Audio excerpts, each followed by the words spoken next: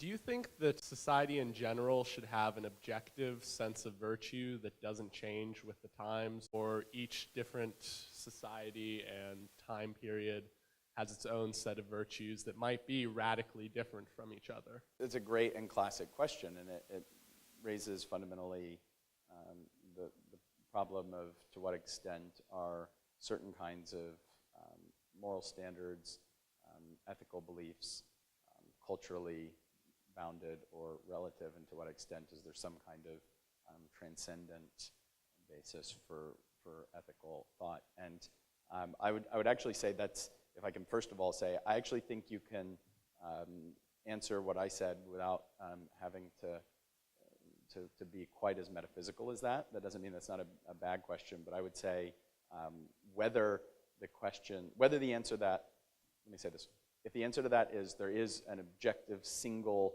standard for all measurements of human virtue, or whether I take a really equally radical and implausible relativist position that all standards of virtue are local and cultural. Either one of those, I think you can still defend some kind of ethical content for public universities along the lines that I have.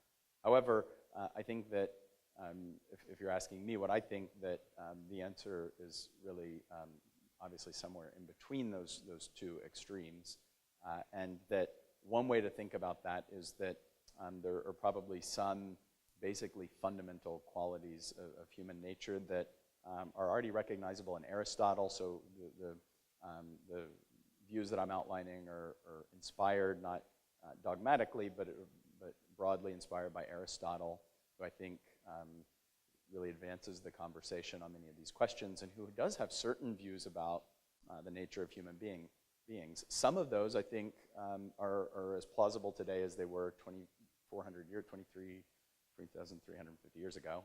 But others of them seem wildly impossible and outdated. And so he says human beings are certain kinds of creatures by nature, that they live in the polis by nature, which we can see is culturally bounded, that we don't live in the polis in the same sense that he meant it. He says very famously that humans are political animals. He says it very literally, that they're zoon, where we get our word zoo, politikon, that they're an animal that lives in a polis. And we can see that there's certain cultural assumptions there that are very particular to his time and place and don't apply in the world that we live in. There are other parts of his moral theory that I think are closer to fundamental or transcendent, when he talks about human beings having certain kinds of faculties like the capacity for speech or for moral reason, and that full human education involves the development of these natural capacities. I think that that's something that is closer to transcendent of cultural conditions. And it's often the mixture of those kind of fundamental human qualities but within their particular conditions that makes the branch of philosophy of ethics so interesting. And so I would say it's a little bit of both, and that there are many different forms of human flourishing that we might value and appreciate, particularly in a more pluralistic 21st century world. But that doesn't mean that there's no kind of common framework within which we can talk about what it means to flourish as a human being, even across cultures and conditions. In my class today, we were talking about decisions to stand or to sit or kneel during the national anthem. Right. Both of those can be defended by a virtue of patriotism and honoring the dead, and also the freedom of speech and expression. How do we balance that, where we have two equally valid ways of defining behavior that could be both seen as virtuous? Well, we were talking about this in class yesterday as well. In my law and justice class, we approached that very question yesterday. And it was interesting because when I approached it as a teacher, so to kind of take it back to classroom practice, I start by, we're talking about the ancient Greeks, and we're talking about Athens and democratic patriotism, and what is one of the great texts of the idea of democratic patriotism as Pericles' funeral oration that's preserved by Thucydides. And so we were talking about that in class yesterday, and it led obviously to the San Francisco 49ers. But I took an intermediate step in the classroom and started a conversation about whether we should change the last word of the national anthem from the Brave to the Sooners, which, again, just personally, I'm against that. I think people do not have any ill intent when they do it, obviously, but I think it somehow diminishes one of the really few kinds of rituals that we have that really does remind us of our collective existence. And so that's already touchy enough. And I was really worried in the classroom about bringing that up because people have really emotional reactions to it.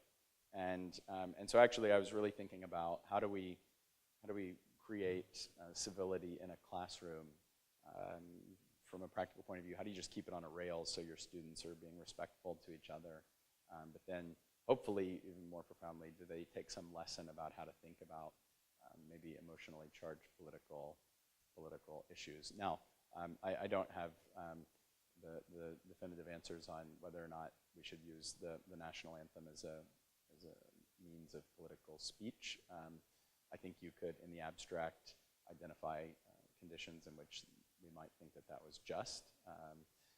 But my reaction to your question is those are the kinds of things that public universities ought to be having conversations about in the particular ways that we're capable of having those conversations.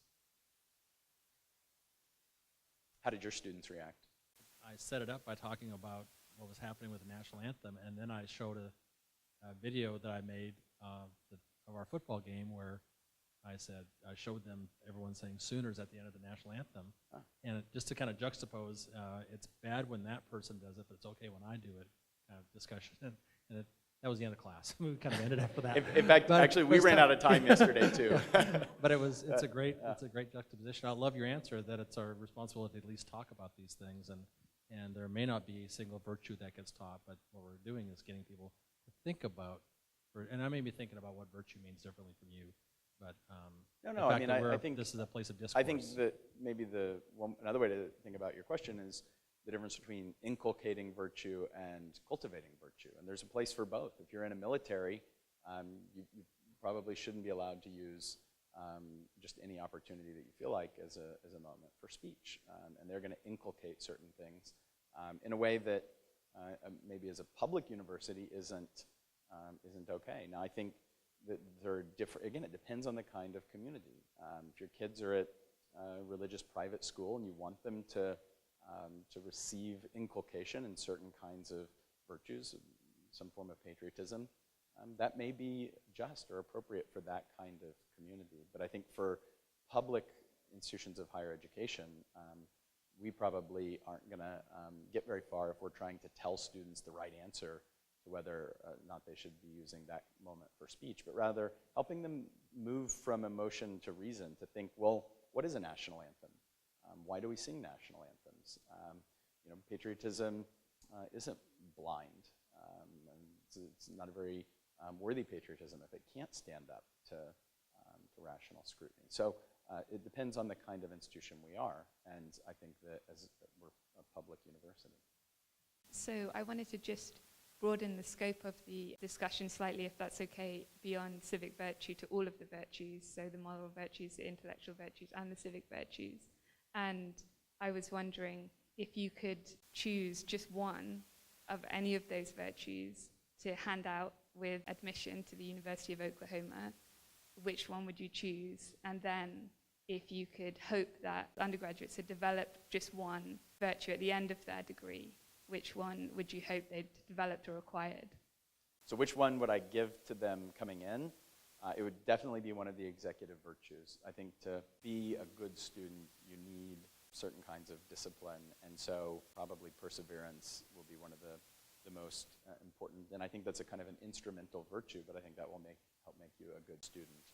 If I could send them out with only one, I would really want to think about whether it would be love of learning or with justice, because I think both of those, I think we call it fairness, but I think both of those open up such continually unfolding horizons for future growth and for individual flourishing. I think that to be the kind of human being that has an unquenchable desire for knowledge, for understanding, is one of the most profoundly enriching traits that we can have. And so if we can, in 4 years of university education, send them off thinking, I don't know anything, but I want to know so much more, that would be pretty valuable. And then also justice, because I think it's one of the virtues that really encompasses so many different aspects of what it means to be a flourishing human being living in a community. If they really have a thirst to be fair and responsible to all of the different kinds of communities that they inhabit, that's a kind of endless one. So that's a great question. What would you give them? Yeah, love of learning, inquisitiveness, yeah. Curiosity. Do you think that by systematically teaching virtues at a collegiate or at a elementary or high school, you risk biasing and possibly stagnating the evolution of virtues throughout society's history? Oftentimes, a lot of the more negative parts about a generation prior are passed down through the learning to the children. And then college has often been known to kind of help those children open their minds up. So would it be a fear of yours that a college might turn into the parent and pass on its own biases and skewed morals towards the children from there? Okay, first, I don't want to put you on the spot, but will you promise that you'll take my class? What's your class again? All right. Law and Justice, CLC 3403, Mondays and Wednesdays, 1:30 to 2:45. If I have time. If you can squeeze me in. Okay. All right, fair enough. Secondly, I don't think it's problematic or biased as long as they're the virtues that I believe in. And if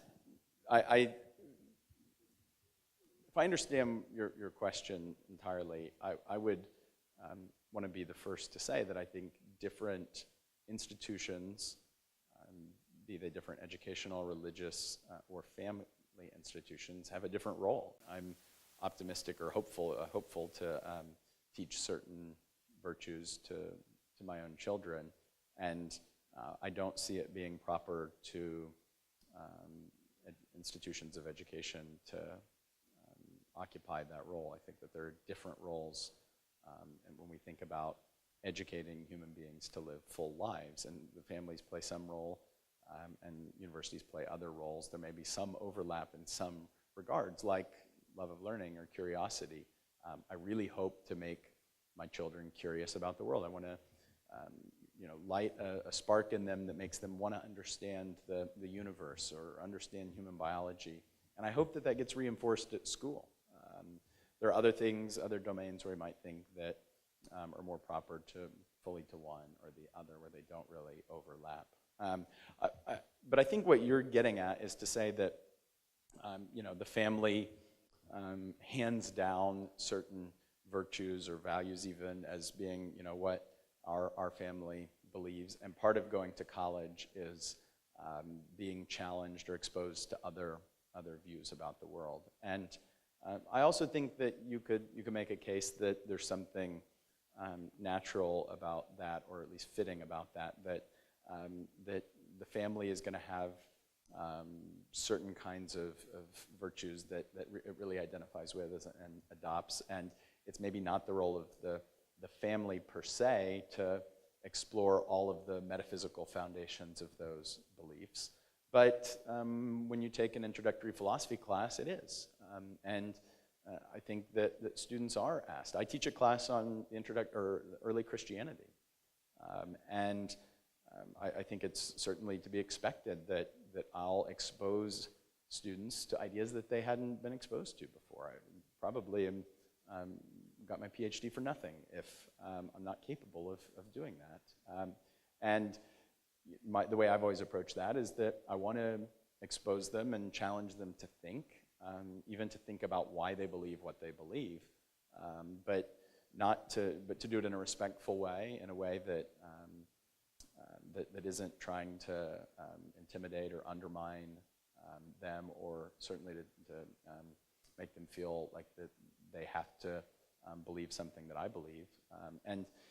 That's just one example, because I think religion is a very good example where people are going to get certain values that they identify with in their family that in a different landscape or a different institution, they're going to be asked to think about in different ways. And I think that's to be expected. On a larger scale, would it be a fear that one teacher would abuse this ability to teach students virtues to teach them that one of them or one way to think is much better than others? I actually think the risks are greater in the other direction. That, in fact, the way institutions of higher education work and should work is faculty have a huge amount of autonomy in the classroom. And within certain reasonable limits, it's one of the things that makes higher education great, is that you take really smart people and you put them in an environment where they have a lot of freedom. And so faculty, I think academic freedom is one of the core values of higher education. And one result of that's good is that you get atomized faculty. You get individual faculty who think differently or promoting different things, thinking different things. But I actually think that the risks of not having any conversations as a community about what kinds of virtues might be appropriate to us as a community is that it dilutes the possibilities that exist when a community is thinking about what are its appropriate characteristics, what's its purpose. And so I think really one of the biggest dangers to higher ed today is the instrumentalized view, the view that a degree is just a way to make more money. And so I think that the risks come from not being willing to have conversations as a community about what the higher purposes of the community is. So we live in a culture in which standardized testing is very common, much a staple of our educational system, and institutes of higher education have a responsibility to transmit knowledge and skills, and we test kids on that.